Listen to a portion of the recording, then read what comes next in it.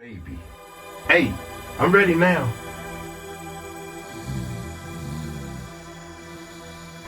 Wake up, somebody's setting your block. Somebody's setting your block.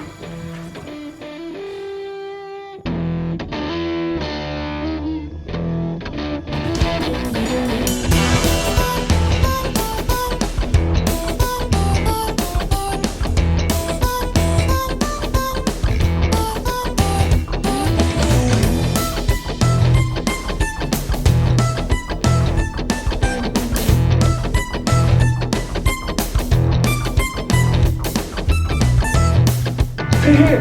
What do you want now, damn it? What? Really? Hit me with the super bass. Okay, I'll hit you with the super bass. You got it? That's not bass guitar. I just send you a lead guitar. That's better.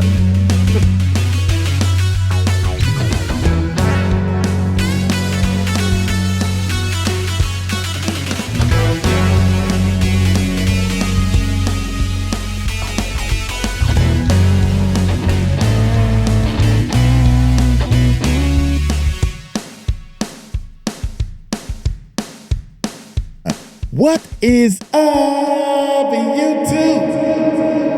How y'all doing? Yeah. Check it out. Katt Williams addresses beef with Aaliyah, Rocky, Rickey Smiley, my bad, and Suge Knight drama. What? Lord have mercy. This is 17 minutes long, y'all. Hey, let's check this bad boy out, man. Shoot. Let's just check it out. You have an uncanny way of thinking outside of the box, and you are very good at breaking things down like you just did. You understand consequences and repercussions very well. Okay. So my question to you is, why are you such a habitual line stepper? Why do you cross that line so often when you know what the repercussions and consequences are going to be? And they're not going to be favorable to you. For example, Right. I saw where you and Suge got arrested, right? You and Suge got arrested. Is that true? Allegedly. Allegedly. Yeah. Allegedly. Right. My man. And Katt. What were we doing? Allegedly it had something to do with like some type of photography, camera or something like that. I'm not sure. I'm just sure. Oh. I'm just saying this is what I read. I'll tell you the story, Yeah, and okay. you tell Tell me me, the story. then does that change how you frame this? Okay. So Wow. we have a meeting with a hologram company, which is going to go into a licensing deal on some holograms. This is in Beverly Hills. So now there's a rodeo, and behind that is an alleyway where you park your vehicles. That's where we are. Suge has brought his son with him who's 5 years old. And before we go into this meeting, Suge's son runs behind the dumpster and urinates. And a lady films his penis out, What? peeing behind the dumpster. And then says, "Oh, I thought that was Katt's kid." So yeah, that's what happened. See, man. See, this is So why. understand, we were yeah. facing 20 years, Yeah. Suge and I. 20 years for that. And if it wasn't for the fact that this is Beverly Hills and it's all on camera, they had no problem sending us up the river when we couldn't have possibly done what was being said. That lady said that she got jumped on by me. So you see what you just did? You just clarified a huge, misconception. Wow. The events of that evening or whatever. Yeah, but remember, it went to court. Yeah. Like, this isn't just my word.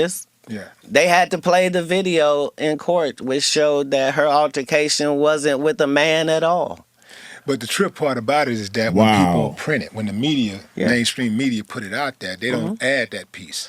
They No, just say, nor do not. they make a retraction. Of course Nor not. do they say, "Hey, that thing we told you about that Right. guy, turns out it was nothing."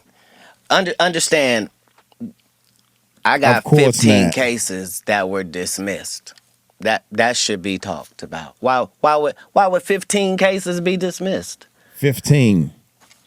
Because you were so sure you had what you were looking at. Because every city I go to, I'm the 15 nigga with the cases. best car.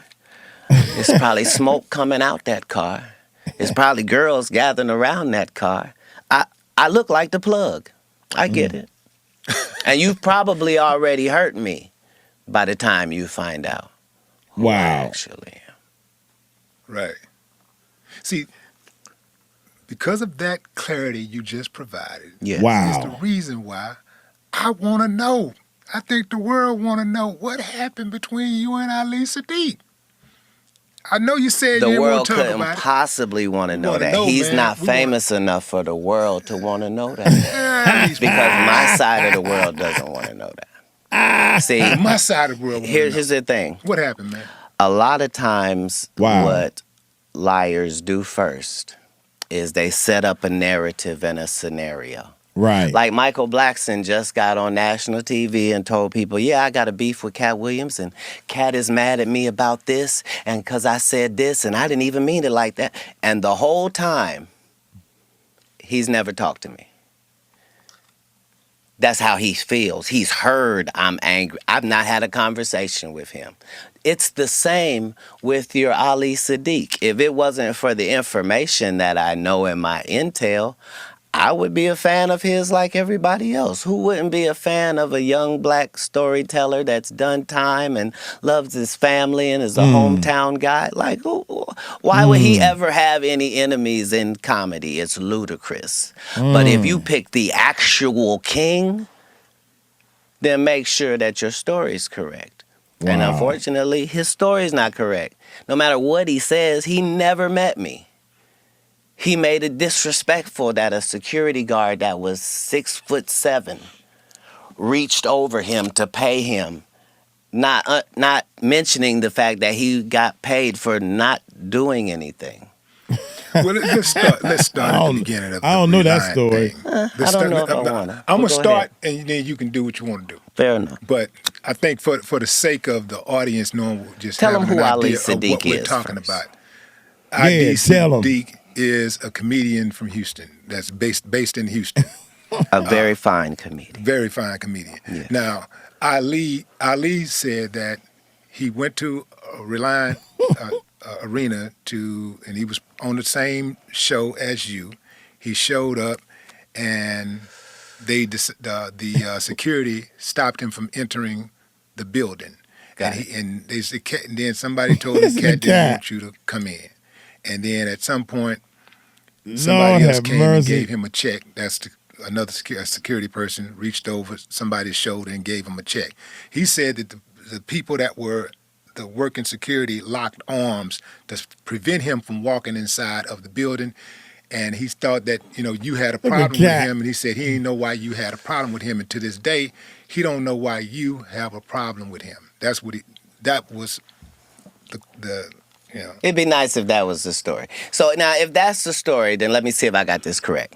A guy I've never met was supposed to be doing a show with me. And I got so angry, even though I hadn't met him, that I had security keep him out of the building. See, that's the problem with lies. They're faulty from their inception, sir. I'm the person in the story that doesn't have a grudge to feel. Ah, my God. I don't care why I didn't like Katt Williams. I would get to the bottom of it. This is not one of those stories. First of all, the actual truth of this matter is every city that I go to, I already have the comedians who are opening up for me. Not just this tour, but for the 17 100 city tours previous to this. I never go to the city and go, hey, do you guys have some comics here? I'd like to add them to my show. I just don't do it. I travel with the comedians that are coming to your city. We're one unit and one team when we come.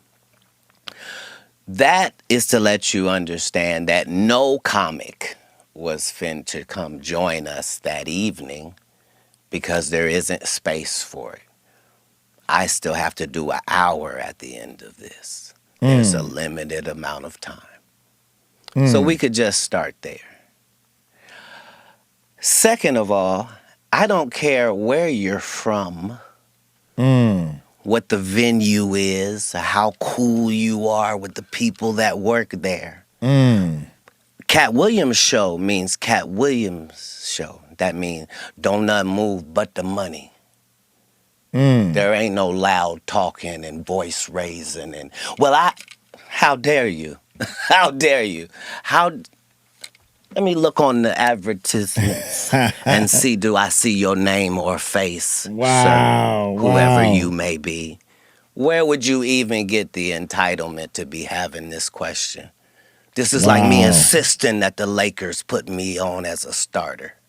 And I won't take no for an answer. It's ridiculous. You don't even play in our league. Wow. Katt. And that's before I knew who you were. Now that I know who you are, I'm just ashamed because you took something personal that couldn't have been personal. I didn't meet you. That's how it would have gone if I wasn't there, because the truth is I wasn't there. All of this happened before I got there. What happened with the check? When the security guy gave him when the check? when I asked what the person had said, I said, well, I don't understand. I don't understand why he's so angry. What did he say to you? He said, I'm supposed to be on this show. I said, well, maybe he was expecting to get some sort of a payment. And now he thinks he doesn't get to get paid because we already have a tour. I wouldn't want that. Pay him for performing. Wow. So he got the check of the performer. This is what he's angry about. Imagine the audacity. Remember, your story is that I'm kicking you the fuck out. Get out and lock arms and don't let him in. And paying you? Make it make sense, King. Either you're smaller than I think or I'm bigger. Either one. Either one. Like, you can't keep positioning the narrative because that's all this is. This is so that in a conversation in America, there'll be something where he and I are evenly linked. And only people in his hometown are floating that narrative. I'm really him. You don't believe that there's, under any circumstances, that you and Ali can come to a resolution, just be cool? You've just talked to me. You know I don't have a bone in this. Yeah. Wow. I don't have a bone in this. So if I got him on the phone, you talk to him?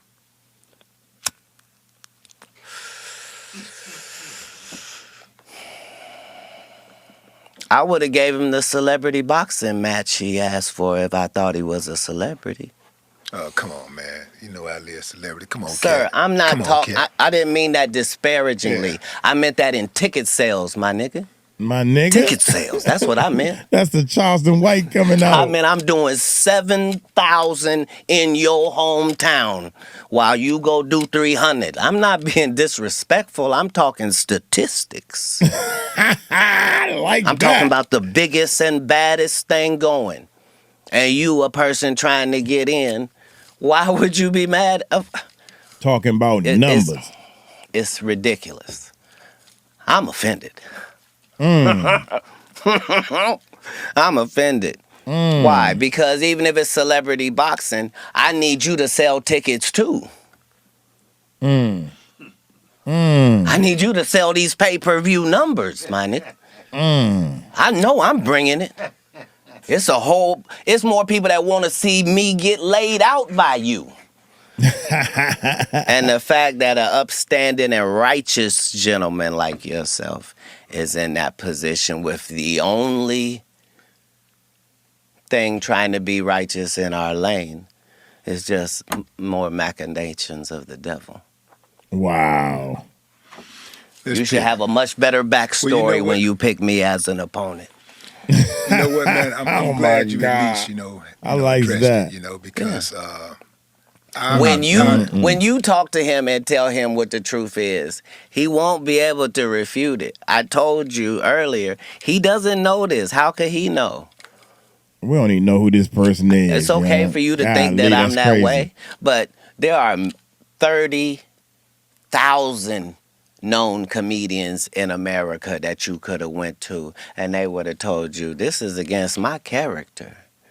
I am known for confronting my issue head up, be it Satan or his affiliates. I don't care if you 6'6". I don't care if it's 5 of you. Wow. I don't care if I'm guaranteed an L. I don't care if you put a gun in my face. I don't care about none of that. I care about doing the right thing as I see it in that moment. Yes. Yeah. Man, how did you get on in the first place as far as like with the movie thing? Like, I know I'm skipping over the comedy, but how did you get on with the movie thing? Like, specifically, I want to know about Money Mike. I want to know how you got that role. Right. So here's the whole thing. Liars always come up with terrible lies. So Rickey Smiley says, you know, Katt was supposed to play the Santa Claus and I was supposed to play the pimp. Liars always have ridiculous narratives. Nobody in America can imagine that a real movie studio would cast 5'5", 145-pound Katt Williams as a fucking Santa Claus. Number 2, Rickey Smiley was finna play a pimp. Really? Rickey Smiley has played a woman more times than Rickey Smiley has played a man. He's played Bernice Jenkins 5 times. I got it in my contract that I don't work with Rickey Smiley unless he's playing Miss Bernice Jenkins. Get out of here, man. That's in your contract for real? I make my contracts, sir. When you're the master of your masters, everything else is subservient. Golly, that's why we have control. Katt. That's why we're hated, because there's something to hate. Go on, Katt. But anyway. Wow. So, Money Mike, this is my first audition, not just my first movie. It's my first audition. The reason it was so great is because they allowed me to do what I wanted to do, and I needed to do things. So I needed to pick the wardrobe for the character. So Money Mike's wardrobe was impeccable because I designed it, and they made it so. I picked out the car, the color of the car. They had a guy playing a pimp. I need this to be an actual pimp. We need Bishop Magic Don Juan. Everything I had to do, me and KD Albert, who played Donna, and Terry Crews, it was all of our first project, and my job was to make sure that we came off as if we were seasoned actors. And so I put everything I had into that movie, to the point where in the script, Money Mike is raped in the bathroom. Katt Williams changed that. Why? Because there's no way. What do you mean, Katt? There's no way. What are you saying? I'm saying in a place that small, I'm not rapeable. I don't care what has to happen. That's what will happen. And so that's how it changed and became a great movie. And just the thought process that maybe Rickey Smiley was going to do that, it is laughable. But yeah, that was going to be my only movie. So I had to do everything that I could do to make sure that it went the way I needed it to. And I've done that in every one of the 60 movie roles that I've done, in the 50 network television roles. Man, I'm glad you stood on that, man, because there's a lot of people who would not have. People get blinded by that bread, man, or that opportunity. And for you to stand on that says a lot. Because I know Terry Crews would have probably enjoyed it, you know, in real life. Oh, bless his heart. Bless his heart. Oh, that's messed up. Willie. That's messed up, Willie. Willie done took a little cold stab, a little shot at the end. Don't do that, man. You don't supposed to do that. But also let it be known, man, that Ice Cube mentioned that the rape scene in he was not going to let that be in there. I don't know. Well, I put it to you like this. 9 times out of 10, somebody wrote this whole movie, wrote the script, and they put the rape scene in there. And by the time Ice Cube and Katt Williams and everybody's reading the script and putting things in, they probably didn't know it was in there until they get to that scene and was like, yo, well, we already know we changing that. So I think Ice Cube and Katt Williams was agreeing on, he said, that's Ice Cube was saying he would have never did that. And a lot of people took it as Ice Cube was saying that wasn't even in the script, because Katt Williams saying he took it out of the script, but they both were saying that we wasn't going to let that go down anyway, so who took it out the script is up in the air. But Ice Cube is saying the same thing, that he definitely was going to take that out the script anyway. So there you have it. Hey, I'm going to get on up out of here. Y'all take it light, take it slow. Tell them Mike Cross. Hold you so. Peace out.